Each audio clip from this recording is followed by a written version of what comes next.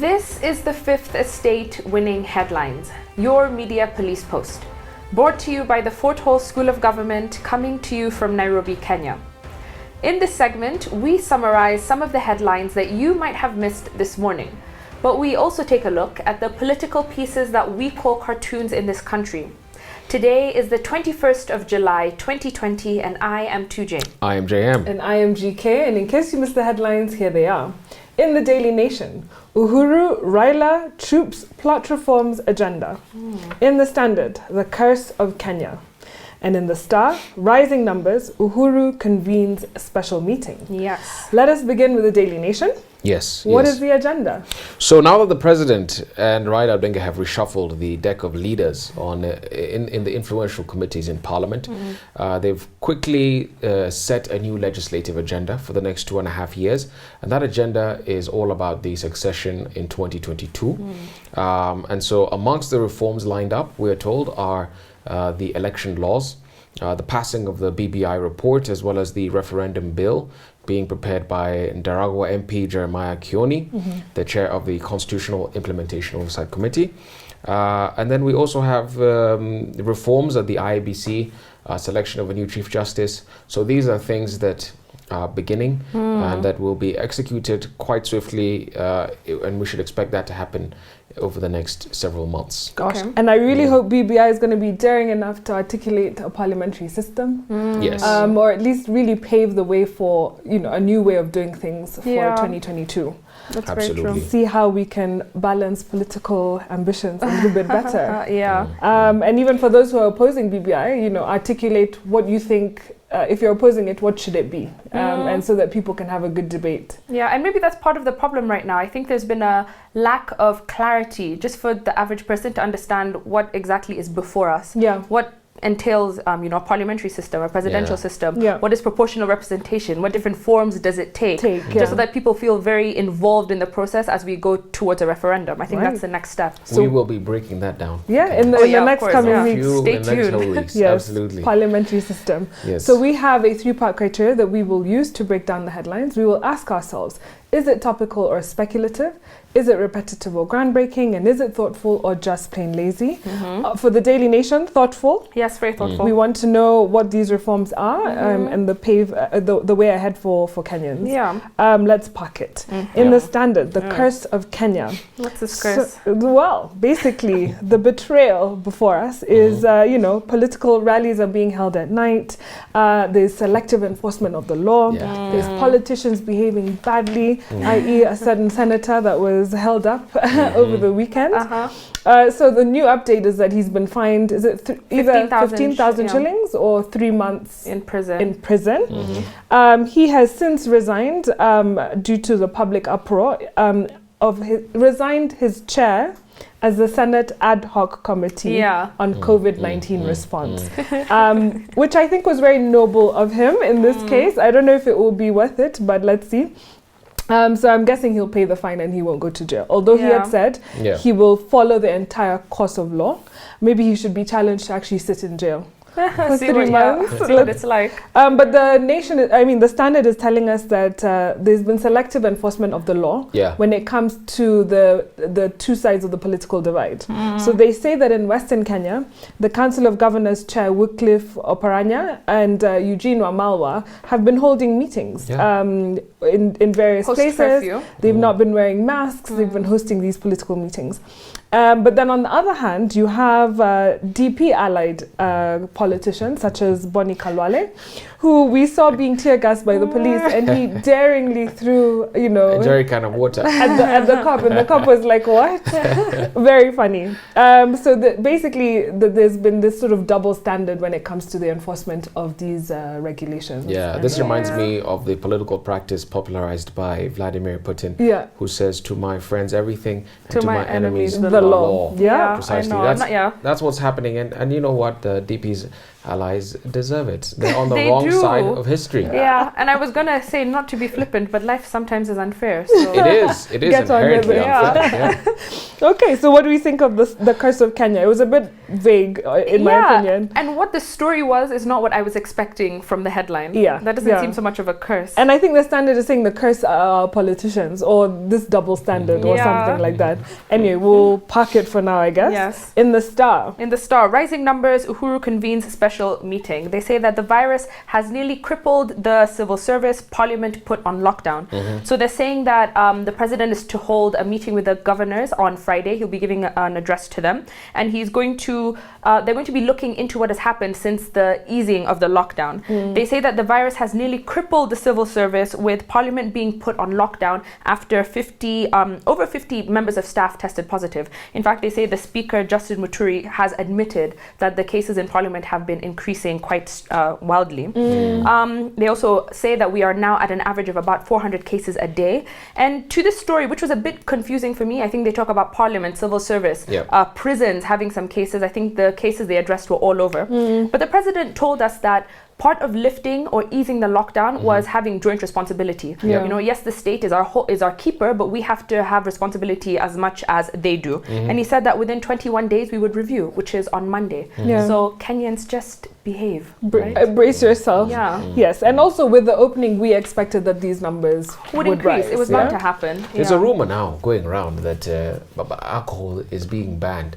In sale of alcohol and consumption in public places. There's a Is that going to change anything? Is that going to change the behavior? I don't know. And stop there's a Gazette notice going around, unsigned, undated, saying that the sale of alcohol in sit-in restaurants, eateries, parks, bars shall be banned. I don't know. I think if we go the South Africa route and take away alcohol, from Kenyans, how will they survive? There'll be a revolution. There will be a revolution. Okay, guys. So between the Daily Nation, Standard, and the Star, who do we give it to? Daily Nation. I agree. I go with the Daily Nation as well, giving us our winning headline. On to the political pieces that we call cartoons in this country, where we also have a 3-part criteria. We ask ourselves, is it humorous or dry? Is it satirical or pessimistic? And is it effective or just plain lazy? Yes, so in the Daily Nation, here we have a caricature of Nairobi Senator Johnson Sakaja in a test tube being examined by a lab technician. Sakaja is soaked in a clear fluid and some yellow gas is evaporating from it. And beside it is a sheet with the results of the test, and they read, "A politician apologized and resigned. Test results, inconclusive, inconsistent." And that test result is presumably out of shock and disbelief that Sakaja did the honorable thing and resigned as the chairman of the Senate ad hoc. So can I describe the Star and then we give a commentary on that? So in the Star, we have Sakaja caricature there, and he's holding a big bottle of what presumably is wine or whiskey or something. As he's holding a book, we can presume maybe it's a Bible or maybe his, I don't know, the notebook. And it says COVID committee, and on that is a bottle of H2O. And I think Ozone is telling us here that he's preaching water but drinking wine. So he's telling us one thing and doing the complete opposite. I'm sorry. What do we think of Sakaja's response? Let me tell you what, as a leader, what Sakaja has done is honorable. He's done the commendable thing. But as a politician, he's done a very stupid thing. Politicians are manipulators of men and women. I think it's particularly imprudent that he has resigned. He's ignored one of the cardinal principles of politics, which is when you get caught in the act, deny. Never admit a mistake. There's no room for goody two-shoes, for saint-like politicians in African politics. This brand of European-style politics he's attempting to cultivate is not expected by our electorate. It's not part of our political culture. And if it's not, then he should not give it to the citizens, because they're not going to thank him for it. And so he's gone to waste. It's gone to waste. He's trying to, go against that grain, but he doesn't have the power of context, so to speak. He's a lone ranger in that sense. And let me just go a bit into history. Look at all the people who took the moral high ground. Folks like Achieng Oneko, Masinde Muliro, Taita Arab Towet, Martin Shikuku, and more recent more recently, people like Martha Karua, who resigned from Kibaki's government on account of principle. Where are they today? Where does principle get you? These are people who have been condemned to political oblivion. And this is likely to be Sakaja's fate if he carries it on in this direction. This is not how he's going to win Nairobi governorship in 2022. I want to agree and disagree. I completely agree that there's nothing honorable. He's probably beginning a slippery slope. However, I think it was smart because a lot of people don't realize what he did. I know some Western media outlets were reporting it that he resigned as senator. Which he didn't. Which he did not. In fact, he just resigned from an ad hoc committee. So I think he played to the ears of the public, you know, letting them hear that he resigned from something. They're like, oh, wow. As the cartoon says, this is inconclusive and inconsistent. The problem is when you give the public a bit of blood, they will only ask for more. Give them an inch, so they take will a mile. be telling him to resign from life altogether. From so life. if they see that there's an opening. Well, Sakaja, don't show weakness. Your life, don't end your life. So in the Standard, guys. Yes, in the Standard, we have Gado. He has drawn a young woman who we know he does to represent Kenyans. And in front of her is an ATM. And as she's presumably trying to remove money from the ATM, COVID has, she's been held up by COVID with a gun and she has her hands up. I think this is in relation to what, the effects of Corona, what it's had on our economy. A lot of people are feeling strapped for cash. What do you do? I think if we look at the stimulus packages, I think a lot of people can report now successfully that they have received some form of money. So I think it's just a matter of waiting to see how it circulates in the economy. I think there was going to be a time lag anyway. Yes, in definitely. terms of feeling the impact. Yeah, if anything, there's a moment for innovation. Those young men who are building hospital beds, others who are building park benches, which are not so useful right now, but keep going. But I think, innovation, see how we can, work internally. Although, can we toss it for just being pessimistic? Toss it, and reminding us of our problems. Between the Daily Nation and the Star, who do we give it to? Of the Sakajas? Daily Nation. Yeah? I agree. I go with the Daily Nation as well for giving us our winning cartoon. So before we start our final thought, please remember to subscribe to our YouTube channel. And now our final thought. Of course, this week we're looking at relationships. So today's book is Marriage, A History, From Obedience to Intimacy, or How Love Conquered Marriage, written by Stephanie Kuntz in 2005. So I think sometimes we often think that we are living in the worst of times. Sometimes we think that morality is on decline and nobody takes marriage seriously. However, these complaints have existed since the time of the ancient Greeks. And so almost everywhere, people worry that marriage is in crisis. And so I'll read a list of some very interesting facts that the author gives in her book. She says, for example, that the United Nations kicked off the 21st century with a campaign to raise the age of marriage in Afghanistan, India, and Africa, where girls frequently wed at the age of 12 or 13. On the other hand, in Singapore, the government launched this huge campaign to have people marry at a younger age. In Spain, more than 50% of the women aged 25 to 29 are single. And economic planners worry that this bodes not well for the country's birth rate and future economic growth. But then in the Czech Republic, researchers welcome the rise of single living because they hope it will reduce the 50% divorce rate. Then in America, people are worried about children being born out of wedlock. But in Japan, the population is dwindling, so they're trying to encourage more people to have children regardless of what the family structure is. So in the US, you have education on abstinence only, but in Japan, they have these love hotels that they promote. I'll let you decide what that means. Are they really love hotels? They call them love hotels. So each region is blaming the marriage crisis on a different culprit. So in reviewing the historical trends around these various concerns, the author began to see some common themes underlying all of these issues. Everywhere, she says, marriage is becoming more optional and more fragile. So she's a historian and a marriage expert, and she takes readers on a journey of marriage through the Babylonian age all the way till recent times. And she demonstrates how this recent idea of marrying purely for love is absurd and how our ancestors would have laughed at it. So her aim is to prove that the idea of this nuclear male breadwinner family was not actually the pinnacle of family life, the thing that we always strived for. She says that a lot of the things that we consider traditional are actually very recent innovations. For example, she gives marriage being sanctioned by the state or by the church, so being recognized. She says that the Catholic Church once held that a man and woman, if they said in private that they were married, they were indeed married. And this happened up until just only the 1100s. Another thing she says is how in the Catholic Church that adultery was considered loving your spouse too much. That was a definition of adultery. And so she says that marriage originated with the hunter-gatherers, and that she argues it was to forge networks of cooperation beyond your immediate group or your immediate family. And so intermarriage was a form of survival. And she said it became a central institution for managing economic and political affairs. The relationship of marriage was far too important to be based purely on sexual attraction, love, or companionship. It was speaking to the needs of the larger group. So for the elites, for example, it became a way to hoard and accumulate resources. I think that is still true to this day.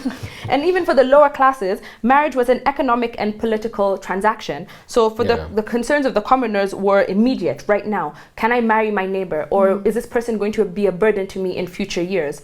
So I think it gives a very interesting history. Maybe we should reconsider how we think about marriage and choose our partners. Yes. Interesting.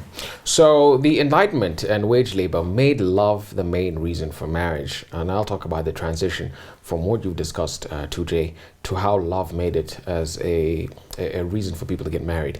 So for thousands of years, we're told by the author, parents arranged marriages based on their family's social and economic interests. And that was so largely because of the way society was and the economy was organized, particularly in Europe in those days.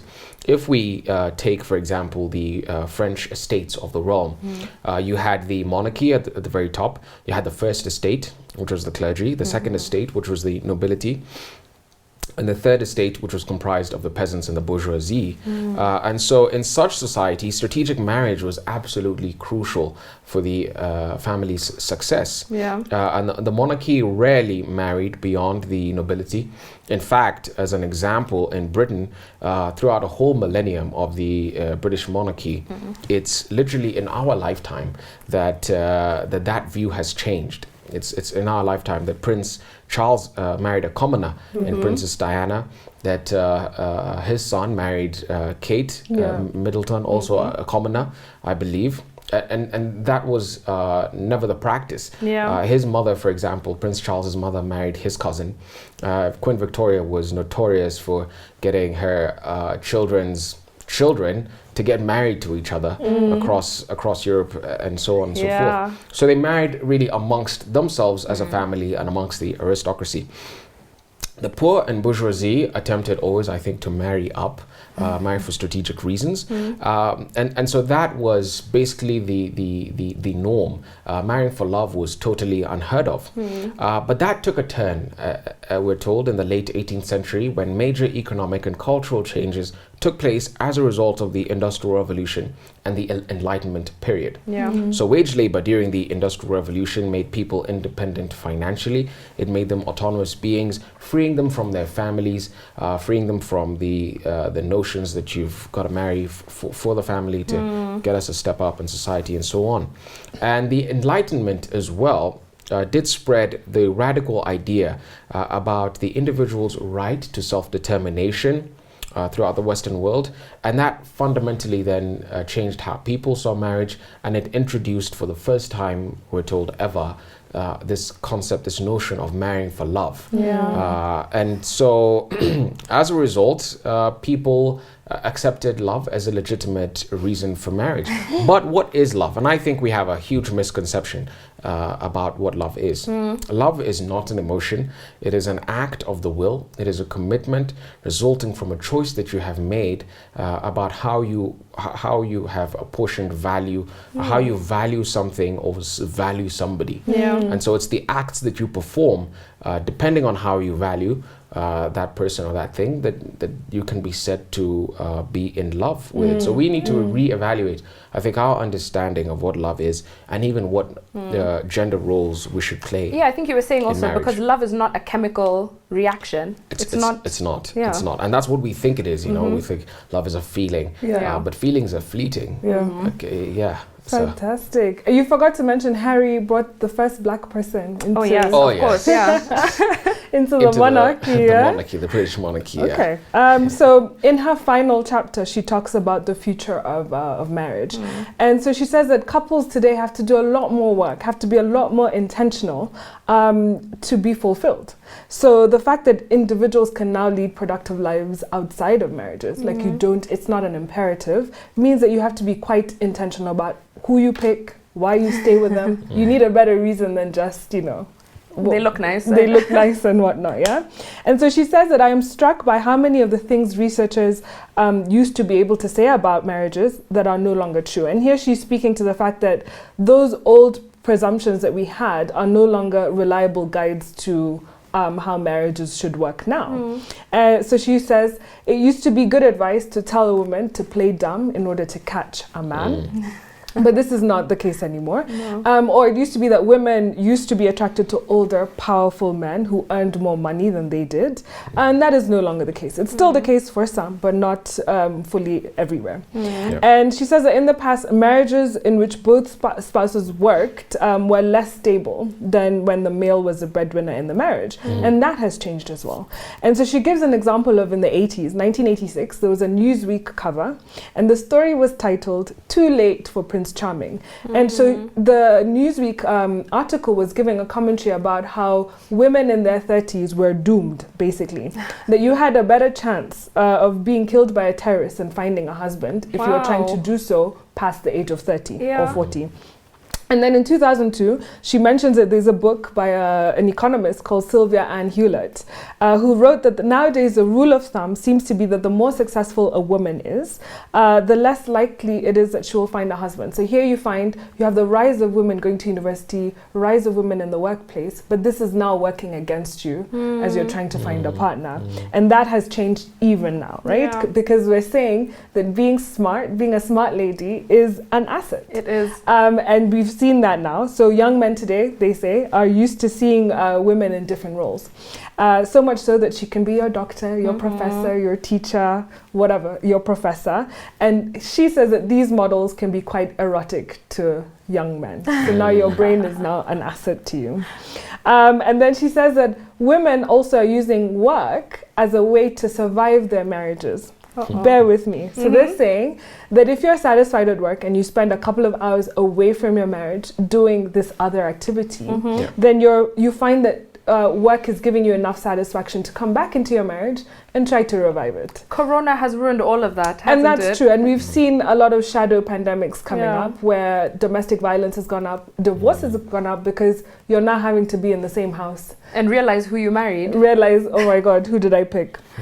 Anyway, so she says her main argument in the end is, unlike the past, marital equality is now associated with greater marital satisfaction. So that the more you reduce the gender roles within your marriage, the more satisfied you're likely to be.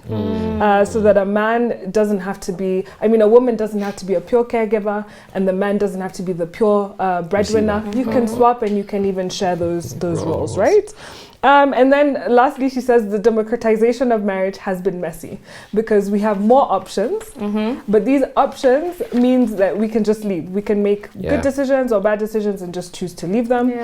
But so we're more joyful and satisfied in our marriages, but because of the options, there's also more volatility, meaning there's high levels of divorce. And whatnot. I remember speaking on the last point you've made, GK. I remember Will Smith a few years ago talking about how disciplined you have to be in your marriage in Hollywood. Because there's so many options. And so if you let yourself even stray for a little bit, if you don't allow yourself to be disciplined, you have all these options that you can philander with, and you can eventually get married too, and dissolve your marriage. The irony. Other entanglement. All right, so on a day where we had a winning headline from the Daily Nation and a winning cartoon from the Daily Nation, I want to leave you with this. For the men, by all means, marry. If you get a good wife, you will become happy. If you get a bad one, you'll become a philosopher. And that was from Socrates. And for the women, marrying a man is like buying something you've been admiring in a shop window for a very long time. You love it when you get it home, But it doesn't always go with whatever else is in your house. You just have to bear with it anyway. And that's from Jean Care. Please subscribe to our YouTube channel, but also find us on TV. We're at GoTV, Pine Free to Air, and StarTimes.